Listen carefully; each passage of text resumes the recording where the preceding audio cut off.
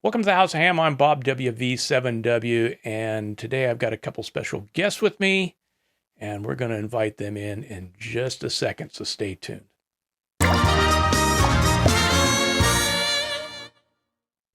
Okay, so I've got two of my good friends in ham radio and also fellow YouTubers. You might know them as the ham radio duo. They are Mike and Becky. So welcome, Mike and Becky. Thanks for having us. Mike N4FFF and Becky N4BKY. I'm betting that's a vanity call. Yes, someone actually joked and said, "Okay, so did you get your name first or the call sign first?" And that's pretty funny. I love it. I love it. And Mike, is yours a vanity as well, or is it just a regular assigned call? It's a vanity. It may be a poorly chosen one. So I got it as I was attempting to learn CW, and it wasn't until after I was started trying to get on the air with it that I realized that maybe three Fs in a row isn't the easiest thing. Three of any letter in a row. It actually would have been worse if it was like three E's, but Yeah. or T's. That would have been bad too. It's memorable. Like people know, oh, FFF, that's probably Mike. So yeah. Well, welcome, guys. I really appreciate you coming on this show.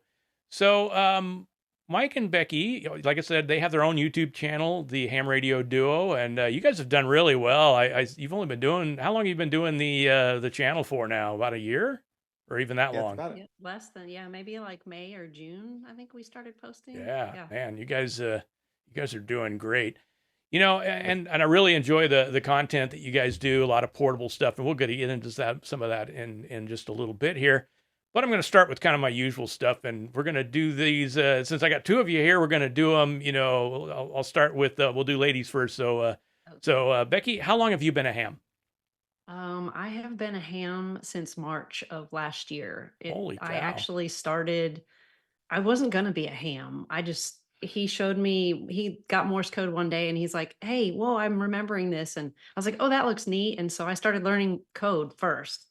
Then I got my license after he kind of got me watching a couple videos of Ed and Chantel. And I thought, "Oh, that looks like a lot of fun." Then I got my license. So yeah, it's been a wild first year for sure. So that answers the second question: how long you've been doing CW? Actually, longer than you've been licensed. That's maybe a couple of weeks longer. Yeah. Yeah. Why don't you tell the story about the first right after you got your ticket? Oh yeah. So I got my ticket and I said, "Well, I can get on the air now, right?" And he said, and I ran over to the radio to go turn it on because I was like, "Well, you can't get your ticket and then show up in the FCC database and then not make a QSO that night." Yeah. So I turned on the radio and she's like, "Wait, why are you turning on the 2-meter radio?" Yeah, I said, "Well, I want to do Morse code, right? Like that's why I got my license." And so I had a QSO that night on CW. Wow. Now, did you go right to general, or did you do that as a tech in like the novice portions? I did the tech, and as soon as I passed it that same day, I took the test for general just to try, and I didn't quite make it. And I studied probably another couple weeks and then went right to my general. Yeah. But that's the thing. If you want to do CW, there's some portions of several of the bands that you could do CW, as where if you want to do sideband, you can only do 10 meters and that's it, which, can be problematic because 10 meters isn't always open. Yeah, it definitely opened it up a lot more, and I'm glad I did it. Yeah. That's awesome that your first QSO on the air was CW. Other than looking back at some really old hams, probably not going to see that. I mean, my first QSO was on a handheld on 2 meters in Kodiak, Alaska, of all places. But yeah. Wow. Oh, wow. Wow, that's neat. Yeah, I was stationed up there and got my license while I was up there. And so my original call was KL0AE. So, of course, Alaska typically is 7-land, right? So if you kind of figure it out there, I was the fifth. So A, B, A, C, A, D, A, E. Yeah, I was the fifth 0 call. And the only reason why I didn't keep that call, because if it had been KL7 AE, I would have kept it because it's cool. But it confused people. For several years, it confused people. They couldn't put the 0 and the L together, and now there's like several numbers of L's. So, my call was KQ4 QHH. Like that's Oh my no fun gosh. for more. Yeah, Yeah, that was that's a bad. nightmare on CW because all those Yeah. dits. And Yeah. Q's his trouble letter is a Q. So yeah. But probably a blessing in disguise because that made her motivated to go make sure she passed the general so she Yeah. could I change was her like, call "Oh, I sign. don't Yeah, want this exactly. anymore." Yeah. Yeah. All right, Mike. So same question for you. How long you been a ham? So I've been a ham about 10 years. Okay. When I first got started, it was kind of an interest in emergency communications and also Morse code. I have YouTube to thank for showing me some videos of people like Adam K6ARK, who made it look really fun. Um, but when I first got my ticket, I thought maybe I'll dedicate this weekend to learning Morse code. And then it ended up being way harder than I expected. So after multiple different false starts, I eventually ended up just kind of putting it in a drawer and putting it aside. And it wasn't until there was Morse code on TV or something like that, Yeah. and then I was like, wait a minute, I know that. And then that's when she took an interest in it and kind of like solving a crossword puzzle or something she wanted to learn. Yep. And I who did almost learn it in a weekend though. He's kind of mad. Well, yeah, but you had the benefit of his Yeah. knowing what doesn't work. Yes, and I Yeah. really had it was almost like I had, a live-in Elmer of helping me like here's the best way to do it. Here's how I learned, don't do it this way. Learn the characters fast. And it really helped me speed up my process to get on the air and have him sitting right there like it was hard to copy that first time and he was helping me, but I could send and I could kind of get what was going on. So, yeah, it was helpful. Yeah. And I know that you're familiar with CW Innovations. So I knew that I didn't want to do it the same way that I did when I was trying to learn the first time. So I knew Yeah. what to kind of avoid Yeah. this go round. And so I was just really thirsty for information. So I was watching YouTube videos, and one of the YouTube videos that I watched was one of yours that had Glenn from CW Innovations on it. And I was trying to like kind of steal his homework, and I didn't at the time have time to take the class, but she was learning and I was relearning. Yeah. So I was Yeah. trying to soak up as much information about what to do right from what I could learn from YouTube videos. You guys were this close to being in the CW Innovations class that I led. And the Oh, only really? reason you didn't is because there was a pair of you, and I already had 9, and I didn't want to go over 10. 'Cause it's really hard. Yeah. It's Yeah. even hard with 10 to try and fit everybody in. So and Yeah. have everybody have a chance to speak. So you ended up in John. John, John Zaruba's session. Actually, the one where I helped out was John Zaruba was in that one, and John's awesome. He's a great guy. Yeah. Yep. But so you guys were almost in my CW Innovations class. So, That would have been awesome. but CW Innovations. I mean, it is. I wish that would have been something like that around when I was initially trying to learn CW, because it just would have made life a whole lot easier than the way of course, there wasn't any. Matter of fact, there was no YouTube. There was nothing like that in 1997 when I started trying to learn it, and because the first year I just did the technician stuff, got on repeaters, and that was pretty much it. And then I decided I wanted to be able to get the Tech Plus at the time, and so I had to do 5 word per minute code. So what did I do? Tried learning code at 5 words a minute. Oh my gosh. Yeah. Trying to get past that later on in life has been a struggle, and CW Innovations, just doing that 30 words a minute character speed to get those sounds drilled into your head and stop trying to, because of course you come up with patterns and mnemonics and all this stuff that it just makes it really hard to get past that and to get over that hump of like 12 or 13 words a minute. Yeah. That was his struggle, and that's kind of why he put it away. He was getting frustrated. Yeah, it was. So. Yeah, and learning it by sound was definitely a game changer.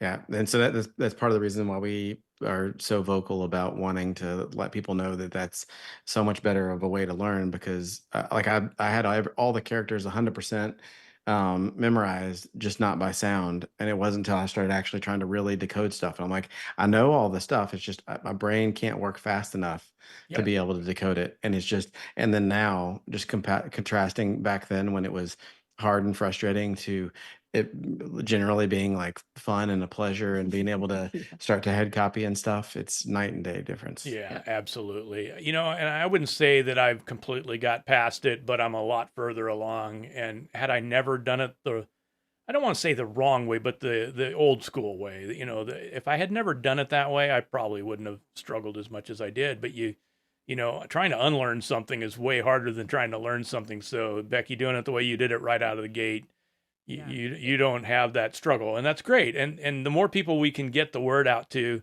so they don't struggle and they can just enjoy CW because it's so much fun. I mean, It really is. I really don't choose to do much else other than it anymore. You know, when I first got back into HF, I kind of got out for a few years, and when I first got back into it, um, you know, I started doing FT8, which is novel for a very short period of time. It gets boring pretty quick, you know, because I mean, you're not really doing anything. The computer's doing it. I mean, yeah, you go and find them and be like, okay, cool. Oh, wow, I got this guy in Australia or whatever. It's like, okay. Yeah. Yeah. And it seems like one of the beauties of CW is that it's so minimalistic and simple, but the actual hard part of the modem part is in your head. Yeah. Yep. So it's Yep. kind of You got to do that. I don't even want to call it decoding, but you've got to do that, you know, transcribing of what you're hearing and actually turn it into thoughts. yeah. Yep. So that's kind of challenging. So, you as well as I like to do POTA and SOTA, and I see in your videos you're better at getting them out than I. uh, you know, and I don't think I have quite as many parks nearby as you do. I mean, I have them, but they're all. I mean, the closest one I got's 30 minutes away, so I don't know how It's, far you guys got to travel to get to them, but yeah, it's about the same. is it? So we do have like a large wildlife refuge area that the closest parts of it are a little bit closer. And we actually did think that we'd found a really good spot, and it's like kind of right along a riverbank. And during the summer, there can be a little bit of, quite a bit of bugs and stuff. But we Oh, took our Dog Rose there, and we're sitting by the bank, and we did an activation, and then we posted it online. And somebody who lives in the area said, "Oh, I grew up around there. There are some really huge alligators." Big ah! alligators. And so, Yes. so we looked it up, and we found a picture of one. And according to the picture, it literally was. It was on the bank of where we activated, and we had the dog with us that day, and we were like, okay, we're not going back there again. But the area is so big, we found other spots that we can go to in the same park. So it's still, yeah. Yeah, there's actually two new entities that are like closer, and I have yet to activate those, but I will sometime this spring.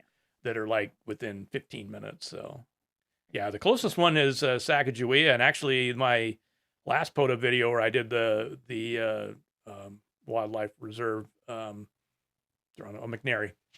When I did McNary, I actually was going to do Sacagawea, and I get all the way up there, and the gate's closed, and it says Oh no. closed for the Oh, winter. no.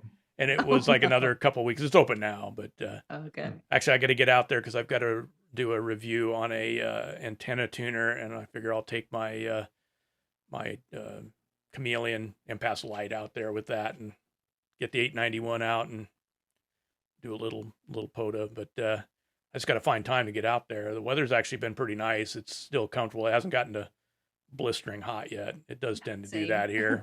We're Well, kind of a yeah, mess. you guys get Yeah. the blistering hot with the humidity. This is desert where Yeah. we live. So Yeah. Well, maybe in time for that video, or maybe not. We're actually working on a antenna design.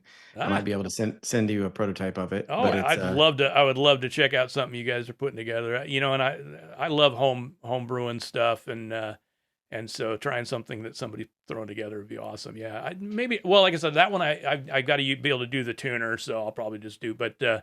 But then there's also some other places I could do. So what style antenna is it? I mean, you don't have to let the whole cat out of the bag, but I mean, is it like an end-fed or is it what are you looking at?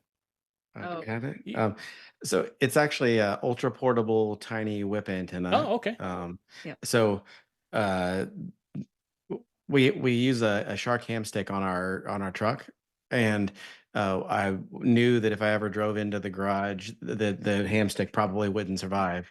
And so sure enough, that happened, and we broke the Oh ham stick. no. And so we got another one, but then we were like, well, we already have a broken one. So we just started hacking on it and we took about a foot off of it. And then now with that one, we can get in and out of the garage. But I was amazed that even though the SWR went up a little bit, we still got the same number of good contacts on the super compromised, really short antenna. It was kind of unbelievable. And I thought it'd be amazing if you could do this for portable stuff. Yeah. So I found some really, really nice whip antennas that collapse really small and extend out to 1.4 meters. And so we built a prototype with the 3D printer at the library to have a coil. So it's Yeah. basically a little bitty whip, and then it's a 3D printed coil, and then the right things to be able to capture the adapter and everything. And so while we were waiting for all those things, Ara, who also has a YouTube channel, Yep. he mentioned that Elecraft has an antenna called a AX2. Yep. And I guess I was kind of sleeping under a rock or something, and I hadn't heard of it before. And so we've since acquired one of those and tried it out. And so it's essentially, that's probably a more elegant design, but it's a very similar one. Yeah. But we won't mind being nearly as rough with it, since Yeah, we'll be able exactly. to Yeah, make it's another pretty, one. pretty inexpensive, and you just wrap, 50 times around, wrap it and hook it all up. And of course, the morning I was like, we've got to go. He's like, hold on. He's out in the front yard, hooked up to the QCX on a, has it up in the air, sitting on the ground. He's like, I just got North Carolina. Yeah, I mean, fun. I've got two QCXs, a QMX, a QMX Plus that I've built, even a QDX, which probably isn't going to get used much because it's all digital. But I love the QRP Lab stuff. I love putting it together. I've got another QMX that I've got to build, and it's actually that was a kind of a funny. I built like a bunch of those things, and I had two of them one had a bad processor.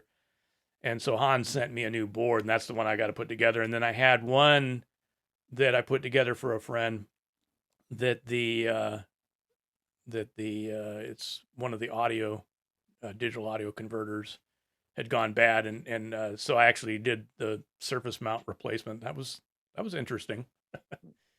Good job. Yeah, that's Well, not easy work. Yeah. So No, I can attest. Yeah. yeah, very- I mean, I've got the experience of having been an electronics technician. I mean, I didn't do much with microelectronics when I was, doing that for the Coast Guard. It was pretty much through hole stuff, but it's not like all that stuff is completely foreign to me. So, Well, for me, it's very foreign. And I started my projects with, I think I did a K6ARK 3D, just the little paddle. Mhm. Then I did one of his antennas. And then he's like, you should build a QCX Mini. I was like, okay, I didn't know any better. Like, I didn't know what I was doing. I really never had soldered before.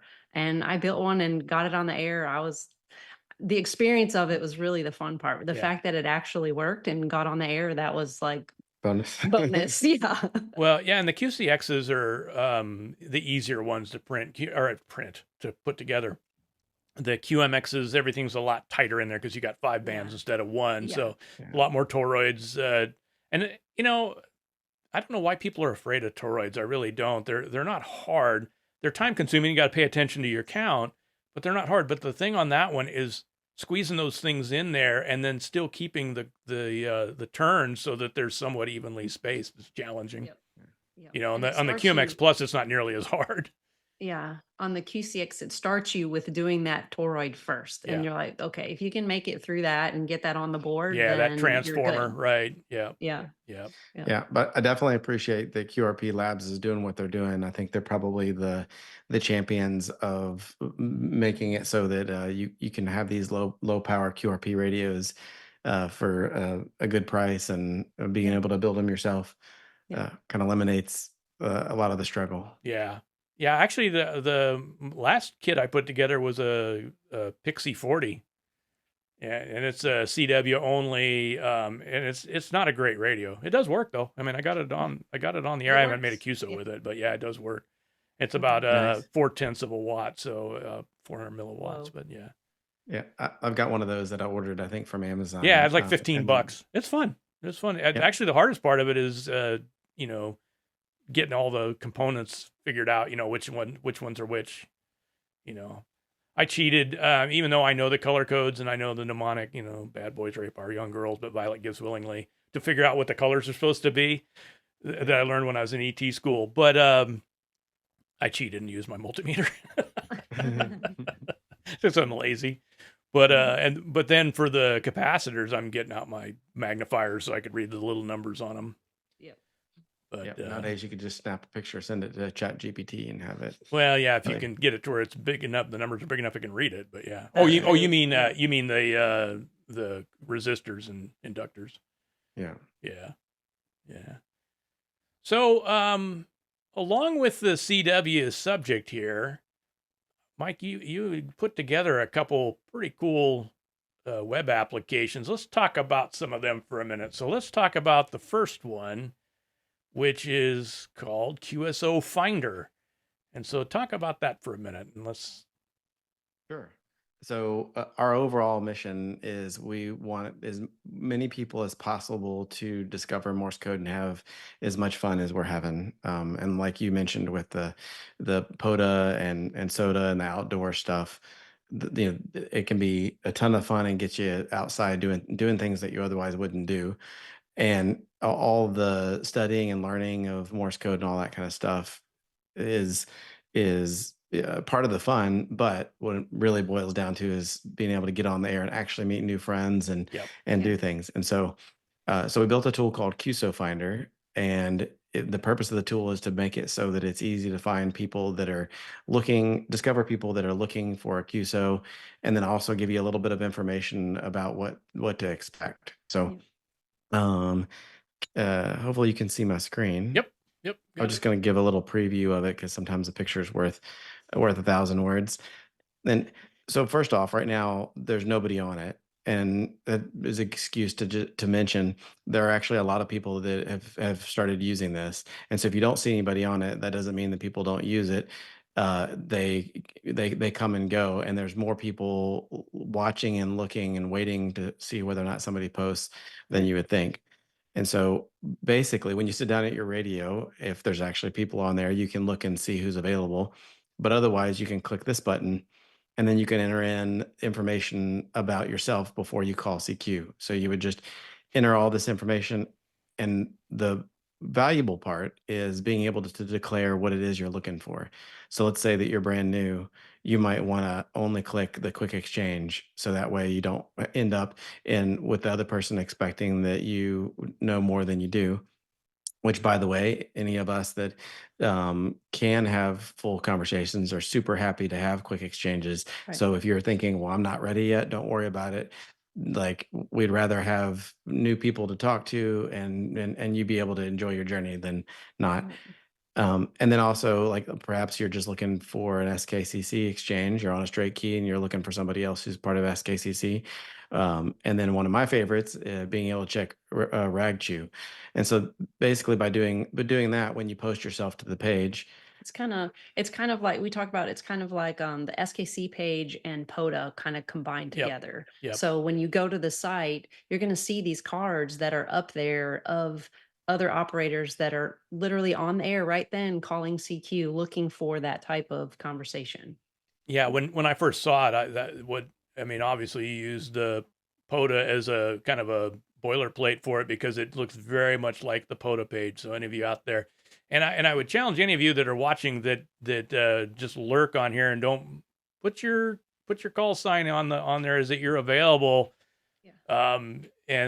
So other people that might just be lurking, and eventually we'll get everybody to start putting their info on there. I think it's great. I agree, Mike. The more we can get people to get over the fear of getting on the air, that's why we do all of this stuff. It's not just to learn Morse code, it's to be able to get on the air and have fun with it. And what I have found, and I think anybody that's new will find if you haven't already, I'm sure you guys have as well, is that on CW, most people are very accepting and welcoming to new CW operators. You're not going to see a lot of people anybody that doesn't want to play with new kids is going to be down in those extra portions of the band doing, 30 plus words a minute. And that's fine if that's what they want to do. There's absolutely nothing wrong with that. But when you get to SKCC, POTA, or this kind of stuff, you're going to find that people are very accepting and very willing to slow down, very willing to repeat. I never have felt like somebody was upset with me for asking for a repeat, or I've never gotten upset with anybody that wanted several repeats because they didn't get it. It's like, okay, that's fine. I'll slow down a little bit. I'll even grab my straight key if I have to and really slow down. Yeah. I think part of what people think is they have to be perfect already. Like they have to know code perfect. They have to be able to decode at 20 words a minute, or they have to be able to do everything right before they get on the air. And that's really kind of the opposite. Like it's okay.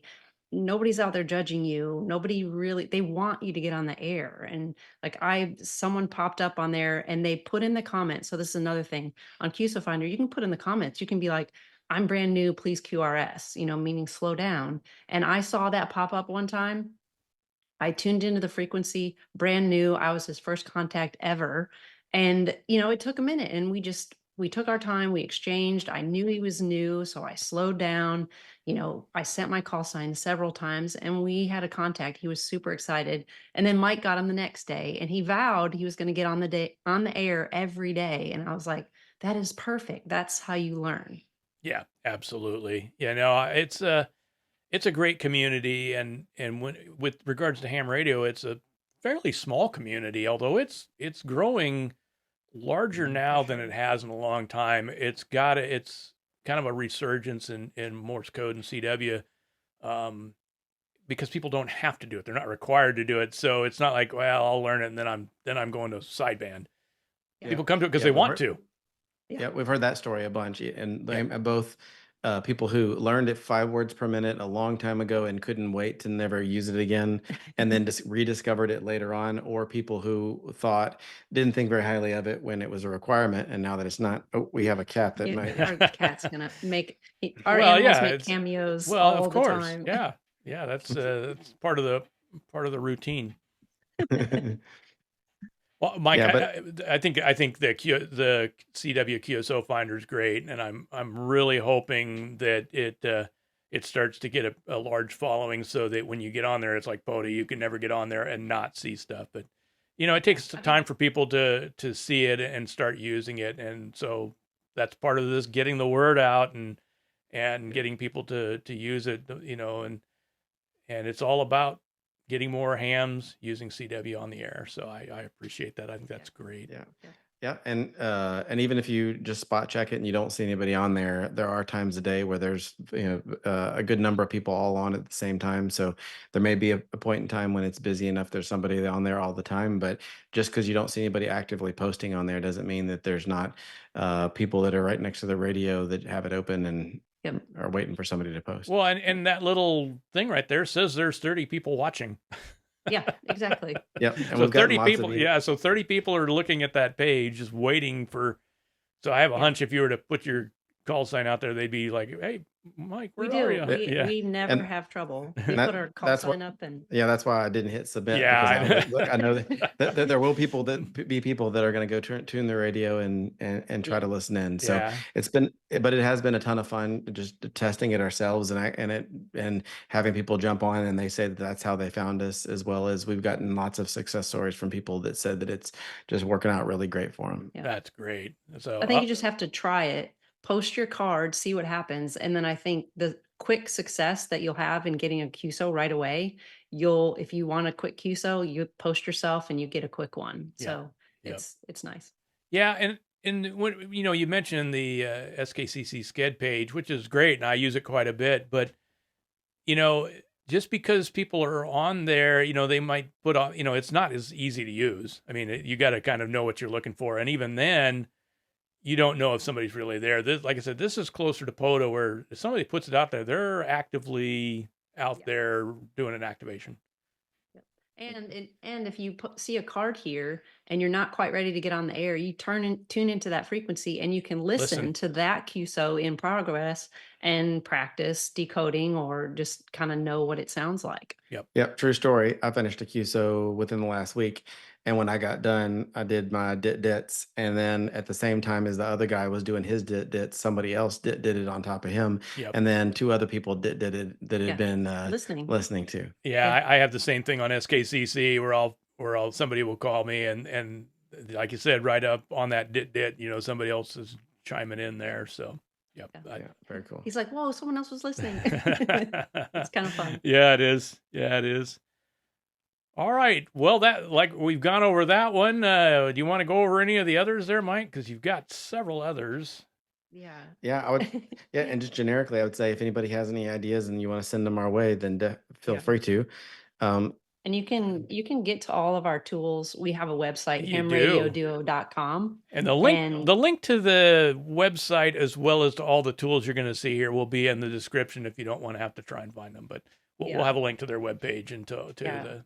So this is our tools page, which is kind of where it's our landing page for all this stuff that we've developed. And so one of them is the CW bot. And so, like we mentioned before, I think that the best possible way to use Morse code is to be is being online. And so on air, not online, on the air. Hold on, you can edit that out, right? No, we're leaving it in there, but we knew what you meant. Yeah. So we're huge fans of being on the air. Yes. And so, I use this tool also, but I don't use it instead of being on the air. I use it during times when I can't be on the air or as part of my practice. Yep. So, John, our coach at CW Innovations, he used the term sparring partner. I use this as a sparring partner. So I can crank it up, we're kind of right at my limit. And because there's not an actual person on the other side, I can kind of take liberties with, well, I'm just going to sit back and head copy.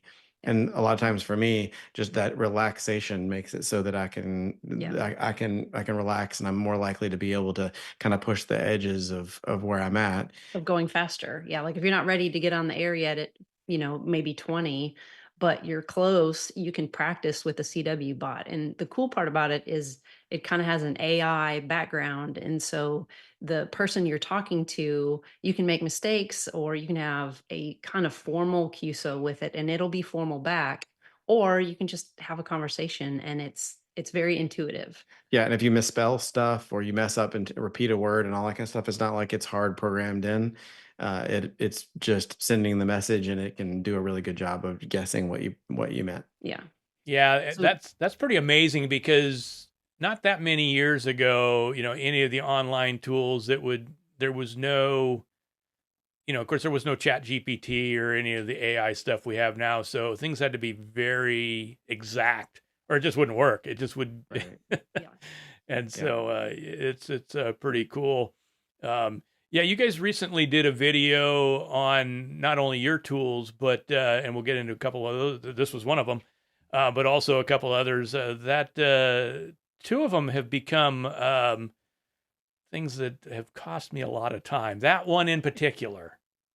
Yeah, Morse Invaders is kind of one of the games that we started on. I know. That's what made him go, well, we should make a game. Yeah, it's fun. Well, and thanks to Eddie, I actually had met Eddie on V-Band before anything else, and he's the one who wrote Morse Invaders. And like you, Becky, and I have multiple different nights that we can blame Eddie for taking away from us. So, what's the highest score you've gotten on Morse Invaders? Do you even know? Yeah, I don't know. Not even kind of that high. Maybe like 500 or 600. Oh, yeah. I've got actually written down here, but Mike, what's your highest score, do you think? Yeah, I think it was right around 1,000. Maybe. Oh, wow. Nice. So it was like, we were Becky and I were both in the 200 to 300 maybe range or something like that. And I did it for the first time in a long time, and I was not meaning to like invest that much time. And I got far enough. I was like, okay, I can't quit now. And then when I finally got done and I died, I was like, there's no way that I'm not like top of the charts. And then I went to the charts. I was like, I didn't even make it. Oh yeah. I think more people are playing, and so that the bar is getting higher and higher. But yeah, it's so my high score is 926. Oh, but good. I'm typically in the 600 to 800 range, somewhere in there. I've gotten as like I said, I've gotten as high as that, but typically it's around, and sometimes it's lower than that. It just depends, because you'll get a word, and particularly a longer word, and you'll mess up in it, And then if you mess up in it again, that's pretty much it. You're done because Yeah, you're you're not toast. you're probably not going to get that third chance. But And I do it on a straight key a lot of times, and so I cannot go that quite fast, send yeah, as fast, and so when they really start coming, yeah, I'm out. I don't make as many mistakes though, and I think that, my accuracy is high because I don't make a lot of mistakes, but yeah, I'm not as fast. So, kinda yeah. give and My take, but accuracy it's fun. is usually around 96, 97% by the Wow. time I'm Yeah, that's done. good. Yeah, but I'm doing it 23 words a minute, and I'm Yeah. not. I mean, I don't normally send it that. I intentionally set it a little faster so that my regular Practice. sending's better because I. Yep. I typically like when I'm doing most of my, I'm around 18 is what I typically set it to Yep. Well, and on I Same. think radio. that's a very good key about sending better and decoding better is challenge yourself. Yep. Like practice sending faster, practice decoding faster. Then when you get on the air, you're just less stressed and it's easier, you make less mistakes, you get stuff more. So you have to push yourself in what we call that, and Glenn refers to that learning Yep. zone of where you're missing. It's okay to miss. You got to just get over it and get the next letter. Yeah, and this conversation makes me reminds me of something that's worth reiterating. Is so I have a friend who had mentioned that he was learning Morse code, and he was specifically learning Morse code in the 12 to 15 range because that's where he wanted to be able to send and receive Morse code, and he had no intentions ever of going faster. So why learn faster? And I once thought the same thing, so probably worth saying, but like we now practice at like 35 words per minute, which I have zero currently have zero expectations that I'm going to have full on rag chews at that fast. Maybe I will, but my favorite is more in the 15 to 18 range, and I'd Yeah. be fine if that's all I ever did. Yeah. But it's kind of like just because you can understand speech really, really, really fast doesn't mean that you also can understand it slow, and it actually is really relaxing when it's slow. So, Yeah. Yeah. I think the main thing for people to understand about at least 30 words a minute is so that our minds can kind of, count dits and daws and very quickly, and some people find they have to get up to like 40 before they get over that hump Yep. to where they're no longer, to where they're just hearing the sound as a singular sound. And I think once you get to where you can do that, you can operate where, like you said, anywhere slower than that, and probably even faster than that. Once you kind of get those sounds committed into, Mhm. not into memory, but into ingrained into, just like when you hear the letter A, you know that that's the letter A. You know what it looks like.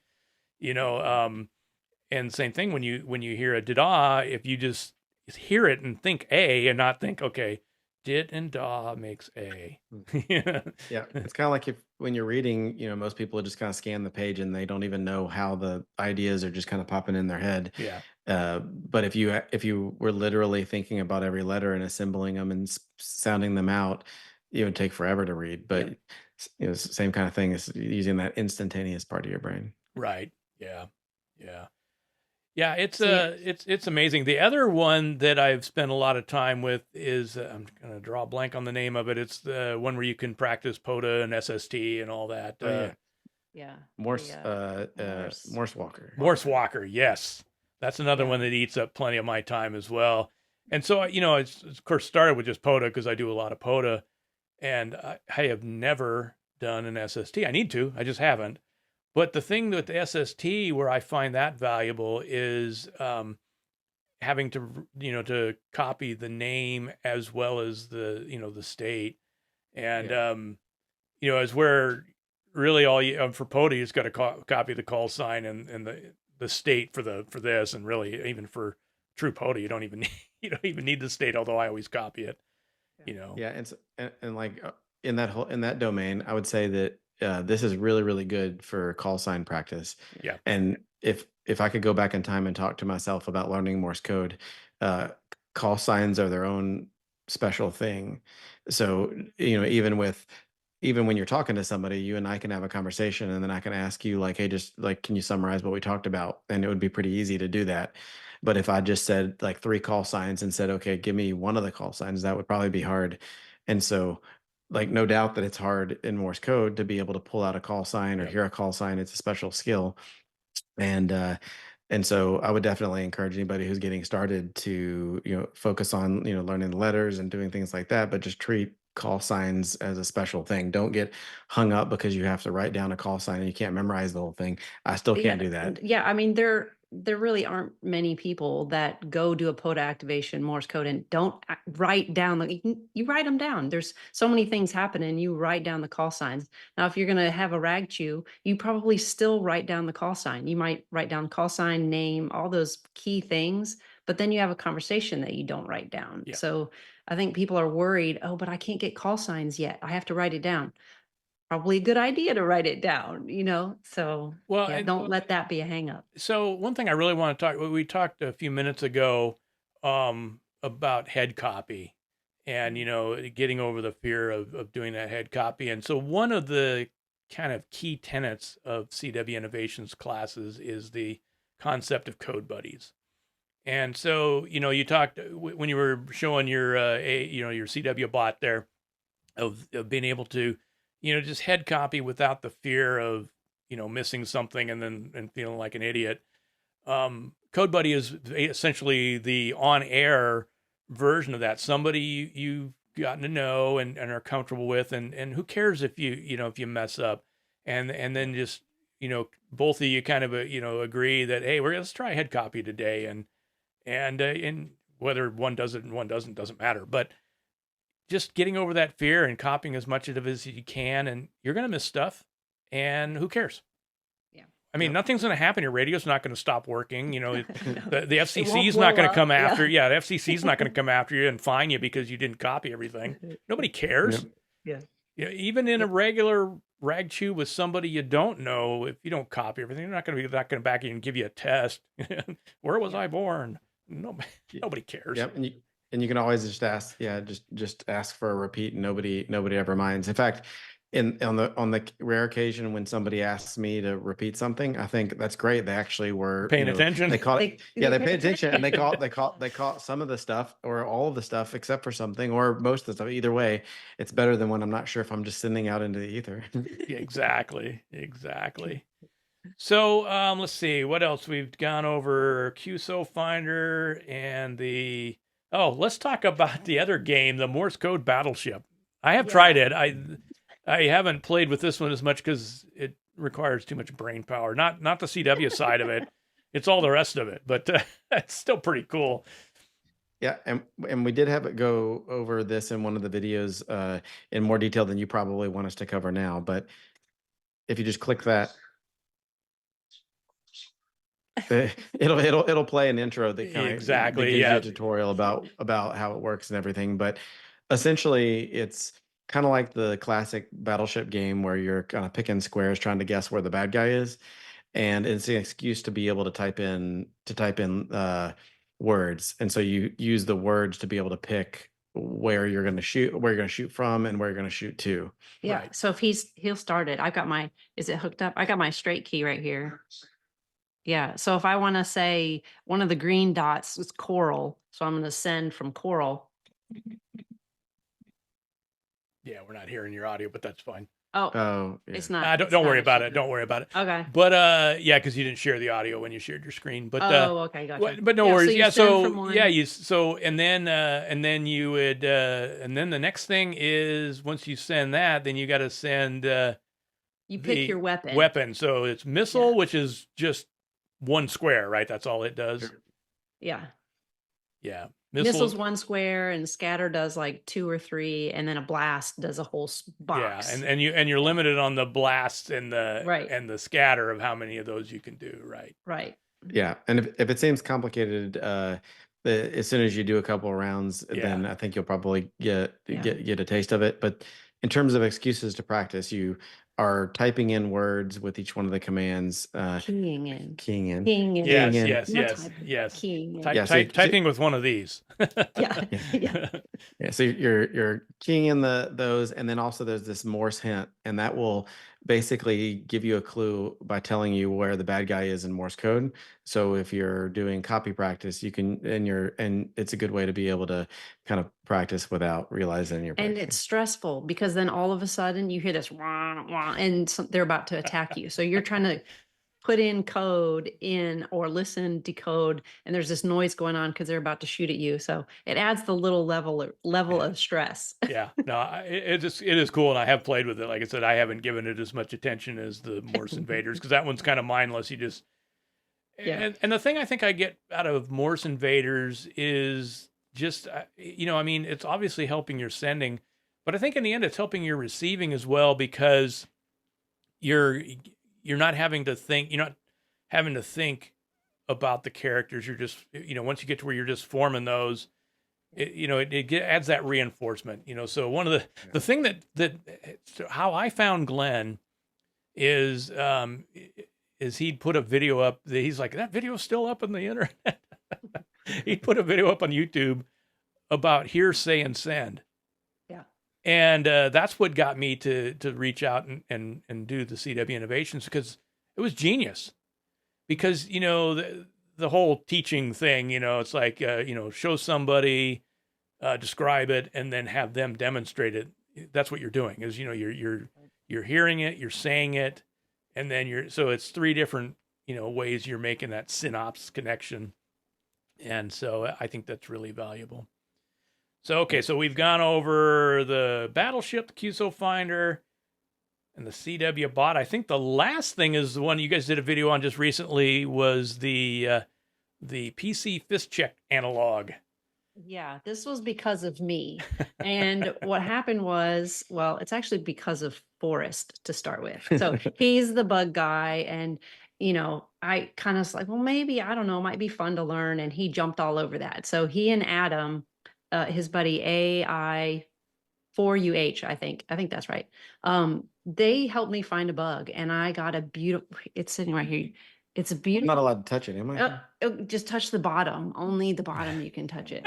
So I got a really nice Vibroplex presentation model and cleaned it all up.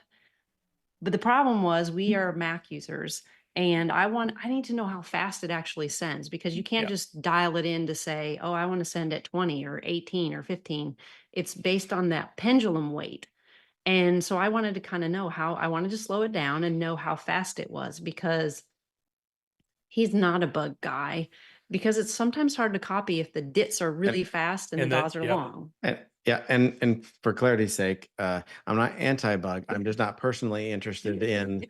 So like, I understand that this is probably worth saying for all the people that are really fans of bugs, is I now, through Becky's interest in this, have learned the fact that they do solve a legit problem of at a certain point. Like for me, I probably top out at about 17, 18 words per minute max on a straight key. And if you want to send faster than that, and you're looking for something just mechanical, that's what you need to use. Right.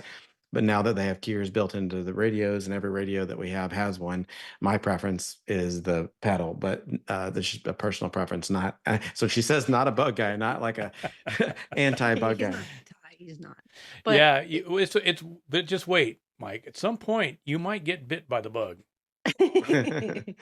But what I needed to know was, I do want to send clean code. I want the goal of my sending is so that the other person can copy. Yep. Not that I can send fast or I can do dits, whatever. I want the other person to be able to copy. So I know the ratio of dits to DAWs is important.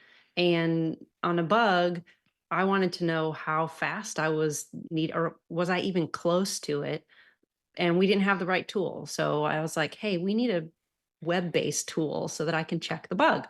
Yeah. So that's how this started. And this does show you your DIT to DAW ratio. I was watching a YouTube video one time, and somebody was going through the CW settings in the radio, and they said, and this is where you set the DIT to DAW ratio, and I like 3, so that's what I put it on. And he said 4. Or 4. I like 4.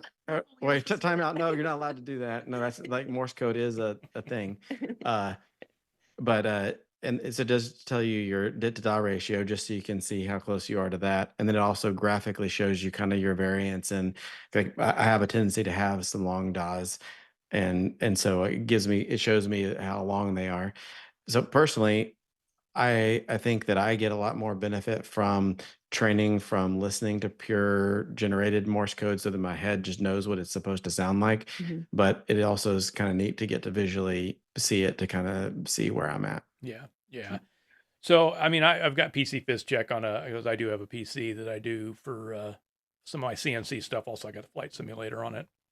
But yeah, I'm a Mac user as well, predominantly. But it's the other thing that really worked pretty good that I found for it was the Morserino actually does a fair job of telling you how fast it is. Okay. You know, that's another one. It's not going to give you whether the ratio is good or not, other than if it'll copy or not, and it Right. can be pretty persnickety. So you don't have to be perfect, but being able to see how well you're, you know, and the way you graphed it and everything in the app is pretty cool. That must have taken a fair bit of finagling to get that to do what you wanted it to do. So Eventually it It gets was there. it was definitely a rabbit hole. yeah, Yeah. Thanks to Eddie from Morse Invaders, because for all of these apps I leaned on his JavaScript initially for being able to use the V-band adapter and do hmm Right. Morse code stuff with it. I thought that it was going to be a really quick thing, and then I don't know how long it took me, but then I popped my head out of the rabbit hole, and I'm like, all right, I'm ready for you to plug in your bug. you know, actually, it found. So when I first got my bug and set up the cable, I didn't realize I had one of the wires was the pin wire was like the center conductor was not attached well, and so I was thinking, oh, my radio needs both the tip and the or was it the ring and the sleeve to be grounded? I think that's what it was. I don't remember which. Anyhow, so I like jumpered them, and that made the V band adapter and your apps go nuts. It just didn't. It was like going Oh. crazy. And so once I cut that extra thing, because I realized later on that it's just a bad solder joint. And once I cut that bridge, it worked fine. Gotcha. Yeah. So actually, your app helped me find out that I with my little electrical connection problem. We also probably to put this out there so that it's on the, we're probably going to do another one. People have trouble. Sometimes they say there's a latency problem or something like that. And one of the main thing is if they're using any type of Bluetooth, anything in addition, it creates that. And so you have to just plug right into your computer without Bluetooth headset or anything like that. Yeah. That's any so like any of the stuff that you do Bluetooth, you know, audio, there's a latency to it. Yep. So kind of an analog to that. So I get on a West Coast net in the morning, and we haven't switched back to 40 meters yet. We're still on 80. And so the Southern guys are really weak. So I've resorted to getting on the Utah SDR so I can hear those Southern guys. And there's when you hear anything that you can still hear it on the radio, there's about a half to a 3/4 second delay, and it's befuddling. Yeah. So well, Mike and Becky, I really appreciate you coming on, and what you've done is great, Mike. I don't know how you have time to do all that stuff. Maybe it's because you don't waste time. I don't know. I waste a lot of time, but the fact that you've put these things together in a fairly short period of time, because I mean, QSO Finder, you did that what 2 months ago, maybe? Has it been even that long, or? Yeah, and there's probably a little bit more of a lead time to each one of the things before We actually make 'em, released it, yeah. Yeah. release them. So we have different things kind of cooking in the background. Yep. So He gets locked in on something, and it happens pretty good. yeah, Yes. and so I imagine you probably got some other things in the hopper. You don't need to let the cat out of the bag on them, but I'm assuming that there's more to be seen in the near future. Yeah, so one maybe worth mentioning is if anybody is particularly interested in QSL cards, we are looking for people that might want to test a future service where you can send QSL cards by just searching for it and then pulling the result off of QRZ, typing in the custom message, and having it automatically printed and mailed. So we built it because It's really for us right now because we want to make sure we don't forget, and we just you forget, or you're like, oh, I don't have time to do that or print them out or whatever. And it was just, what can we do to make this easier? So it's really for us, but we thought, hey, someone else might like it. Yeah, and personally, I love QSL cards, and I absolutely love the ones that are handwritten. But two problems: one, I don't have good enough handwriting for people to be able to make it out. How And many then QSL also, cards have you got? Because I'll tell you what, half of them are hard to read. So Yeah, that's true. Yeah. But Yeah, I'm So terrible with QSL cards. I try and send them if I get one, but I just use Logbook of the World for the most part in QRZ. So yeah, yeah, and I love getting them, especially if you make a great contact with somebody, and so I love getting them, and I like sending them, and I used to be terrible at sending them, so now it's getting better. I was actually in the backyard portable, had a great QSO, and thought I want to make sure I don't forget. Pulled it up the service on my phone, and then typed up the message real quick and hit send, and so I knew it was queued and ready to go, and was going to get mailed before I even left the backyard. that's awesome. Yeah. So maybe once you get that going, I'm sure you'll have a video on it, and would love to have you back sometime because this is fun chatting with you too. There's a certain chemistry to your presentation, to your videos that I think that people really gravitate towards. Especially the ones you've done like this, where you're sitting at home, but also when you get out and start doing some actual operating is pretty cool, especially when you see the QRP stuff. Seeing like a QCX Mini or any of those. It's just fun. I amazed me. I've got a KH1 and I've used it a couple of times, and it just amazed me with that little tiny whip. Like what you're talking about, a little 4-foot whip and the little internal coils and a little chunk of wire hanging out. I sat on the beach there in Western Washington, Ocean Shores, and sat there on the beach. And I would have had a successful activation of that alone, but I started so close to the end of the radio day. I think I had 8, and then I ran out of time. But it was a ton of fun. I mean, I still logged it. I just did, I'd already done a activation the day previously, which was a slog for some reason. It was just the previous day, I sat there with my KX2 up to 10 watts, and I didn't have my 891, or might have been a little easier with a little more power, but the radio just wasn't. The radio gods were not in my favor on the previous day, and then the next day I was sitting there in the late afternoon, and it came in like gangbusters. So it's a lot of fun. Yeah, and that's what when we first started our radio journey, we knew we were interested in low power because we wanted to be able to bring the little ultra portable radios all the places that we go adventuring and everything. And based on the theory, it was like, okay, we need to have ultra efficient, perfect antennas, and it would take a long time to set up and things like that. And over time we realized that the bands have way more to do with it on any given day than how optimum your antenna is, or whether you're QRP or cranking it up to something a little bit higher. And so now we just don't stress, and we just we take the cards that are dealt and have fun regardless. Yeah, I think one time we put the antenna up, and next thing you know, we were doing our activation. We look over and it's laying on the ground, and like it was still fine, so you can be picky with them, but most of the time, yeah. So a little spoiler alert, because I'm going to be doing a video on this very soon on what's the best antenna for portable radio. And the true answer is the one that you get set up and use. Yeah. You could have like a really fancy, like people set up hex beams and stuff like that, and they're great, and you will have really good success with it. But all that time you spent setting it up and tearing it down, you could have been operating. So, yeah.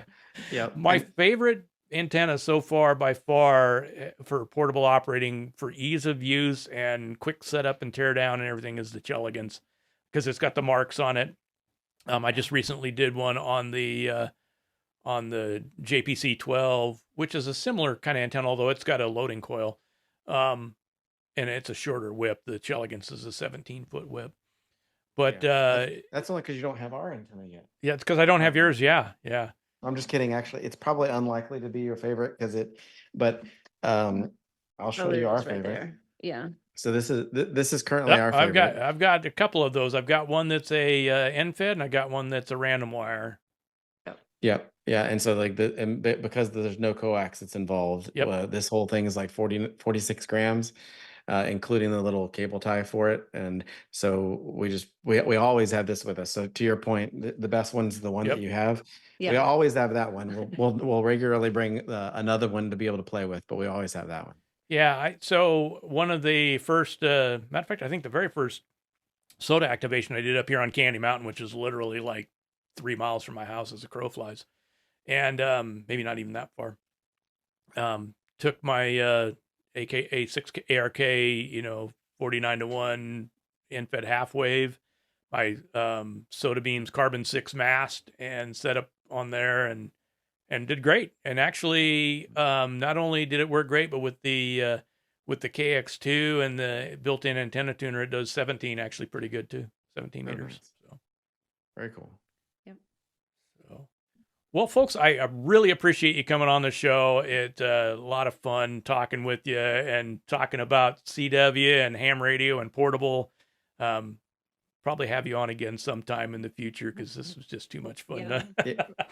Well, thanks, Bob. It's actually fantastic to be on, and it's kind of hard to believe that as Becky was starting her journey and I was relearning Morse code, and we're watching one of your videos and hearing you talk about CW innovations and stuff like that while we're trying to figure out how to It's like learn full big circle. Full circle. Yep. Yeah. Well, and that's really the thing, and that's kind of the goal of my channel was just to share information. Certainly never wanted to do it as a business or I mean. I get a little bit coming in from the ad revenue, but all that does is just go into buying more stuff. So Yeah, if your end goal is making money, maybe no, I just not don't. Yeah, any money I've made just means I lost less is all. But